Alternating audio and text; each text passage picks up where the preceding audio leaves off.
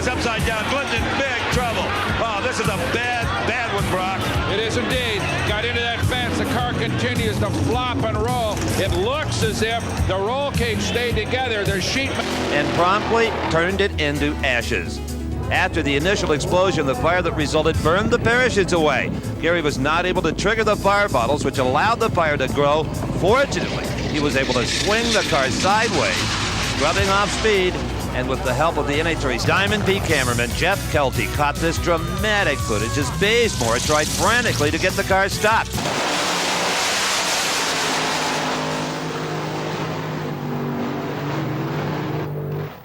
From the 1986 Summer Nationals, the first assumption was that Big Daddy's large front end caught the air and flipped the car over.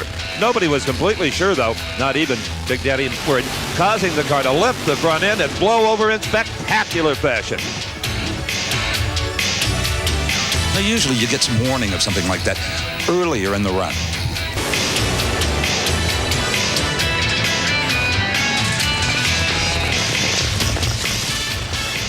This was the third car within 7 months that the Snake had dismissed qualifying run.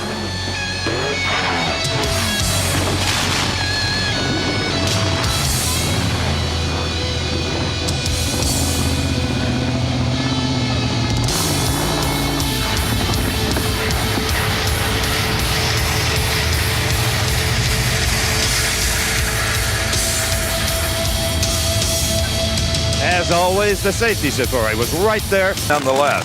Young Doug Herbert, who up until this event was having the best drag racing season of his career.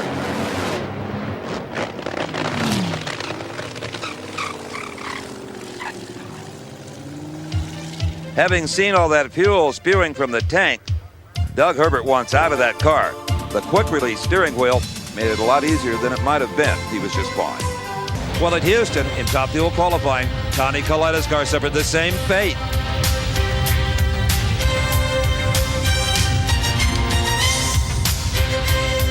In the near lane will never forget.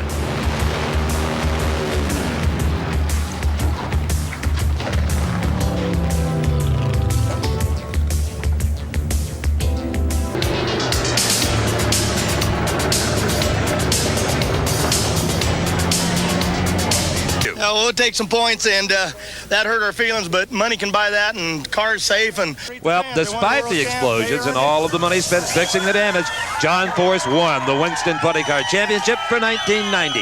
A battle hard fought. And as you can see, an engine explosion.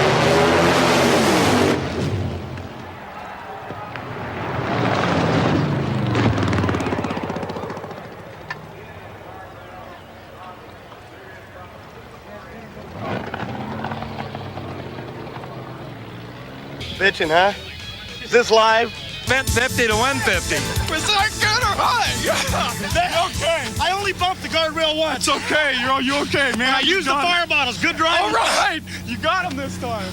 And I had my foot out her when she blew. Tell him to do the same thing. John, you've been living with this threat of fire every run for 2 races. Exciting, ain't it? Hey, scary. John paraded the burnt car down the racetrack and hit the wall hard. Johnny West was knocked unconscious by the impact, and the car continued down track, gaining speed as it went, crossing the finish line at nearly 100 miles per hour. In one of the scariest incidents that I have witnessed, clearly everyone held their breath as it became clear that Johnny West was not going to stop. The impact was devastating.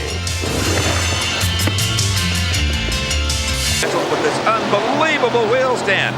He actually had all 4 wheels off the ground before landing, scraping the oil pan and starting this fire. The car came to a stop quickly, and he was still trying to drive it upside down. Yes, I remember that well too. He got out of control and it hit the guardrail and spun upside down. I think it scared everyone else more than it did him. Well, the thing I remember about that the most is when Raymond got out, he put his arms up in the air and waved to the crowd as if he was a champion. He did it, you bet. That's what I always said. All we needed was a theme from Rocky Amen. To go under. And your first experience with the funny car so far certainly has not been a pleasant one. Hasn't been great. I like it, though. It's neat. I'll get used to it. Fine, there was more big problems for the man from Michigan. Once again, he found himself hurled into a concrete barrier at over 200 miles an hour. And although there was less fire, Jack Ostrander wondered if I would see back, and that was Bob Gottschalk at the 85 Gator Nationals. On fire, he can't see like a runaway chainsaw into the tender, dry woods.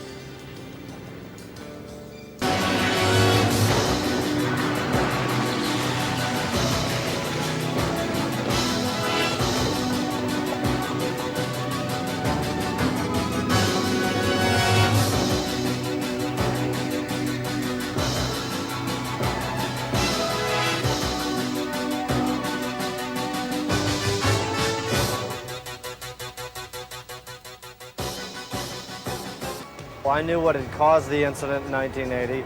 The throttle was stuck.